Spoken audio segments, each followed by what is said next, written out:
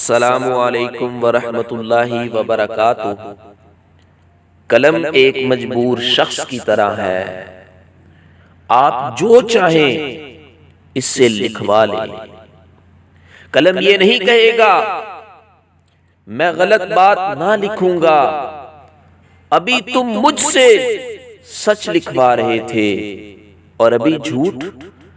बाज औकात कलम भी जुल्म से तंग आकर खून के आंसू रोता है, और ये खून लिखने वालों के हाथों पर भी लगता है। और कागज पर भी अमीर मजलूम का उठना कब पसंद करते हैं? वो या तो कलम को मजबूर करते हैं मुनाफकत पर, नहीं तो नकारा कर देते हैं।